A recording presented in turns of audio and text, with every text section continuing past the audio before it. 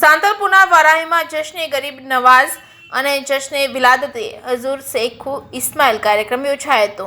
સાંતલપુરના વારાહી ખાતે શેખુ ઇસ્માઇલ ટ્રસ્ટ દ્વારા જશ્ને ગરીબ નવાઝ અને જશ્ને વિલાદ હઝુર શુખેલ ઇસ્માઇલ કાર્યક્રમનું આયોજન કર્યું હતું. જેમાં આ કાર્યક્રમમાં અઝહર શકીલ અહેમદ અને મુસ્લિમ ધર્મના ગુરુ સૈયદ કાશિમ અશરફ ઉપસ્થિત રહ્યા હતા. ત્યારે સૈયદ કાશિમ અશરફે એક સંદેશો આપ્યો હતો કે સર્વધર્મની એકતાને યુવા પેઢી વ્યસન મુક્તિ બને અને દેશને વિશ્વ ગુરુ બનતા કોઈ નહીં રોકી શકે. તેમાં તેમણે વધુમાં જણાવ્યું હતું કે કોઈ પણ ગામ કે જિલ્લો કે શહેર કે જ્યાં એકતા નહીં હોય તે વિસ્તારનો વિકાસ કરવું કમજોર બની જાય છે.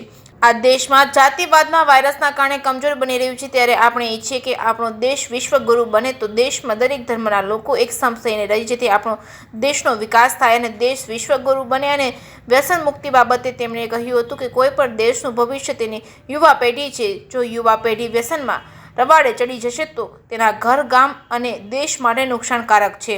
જે કેસ ન્યૂઝ ગુજરાતી સાથે મનુ ઠક્કર, રાધનપુર. हिंदुस्तान के अवाम को ये मैसेज देना हम ये चाहते हैं कि इत्तेहाद का नाम जिंदगी है और इख्तलाफ का नाम मौत. जब जिस्म और रूह का ताल्लुक होता है, यानी आत्मा और शरीर में संबंध मजबूत रहता है, तो इंसान जीवित कहलाता है, जिंदा कहलाता है. और जब ये शरीर और आत्मा का संबंध टूट जाता है तो उसी इंसान को हम कहते हैं मर चुका है, ये अब जीवित नहीं रहा. तो इसका मतलब ये हुआ इख्तलाफ का नाम मौत है, इत्तेहाद का नाम जिंदगी. जब शरीर और आत्मा का संबंध टूटता है, इंसान मर जाता है. ऐसे ही किसी विस्तार, किसी गांव, किसी विलेज, किसी शहर और किसी स्टेट में अगर इत्तेहाद नहीं है तो शहर का विकास, वहाँ की तरक्की, वहाँ का डेवलपमेंट जो है वो कमज़ोर पड़ जाता है. और अगर इत्तेहाद और इत्तेफाक है उस शहर में, उस गांव में, उस विस्तार में, तो डेवलपमेंट को बल मिलता है और वो आगे बढ़ता है.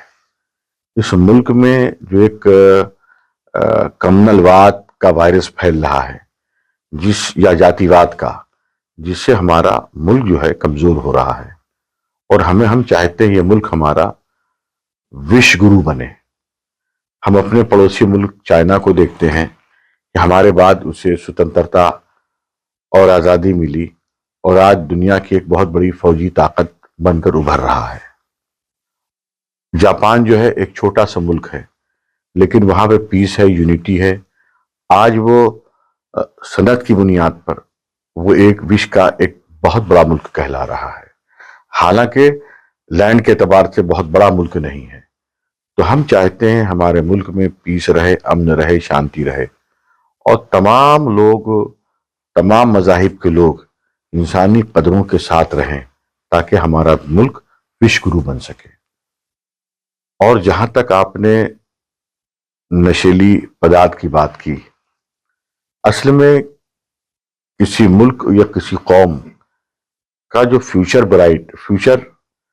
रोशन मुस्तकबिल, ब्राइट फ्यूचर, सुंदर भविष्य की जो जमानत और गारंटी होती है वो नौजवान नस्ल होती है. और अगर नौजवान नस्ल में नशा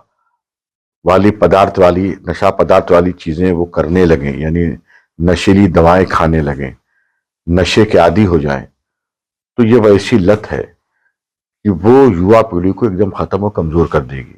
और जाहिर है वो अगर कमज़ोर होगी तो यह न देश के लिए अच्छा है, या जिस कम्युनिटी का न उसी कम्युनिटी के लिए अच्छा है, या जिस घर का वो नौजवान है न उस घर के लिए अच्छा है.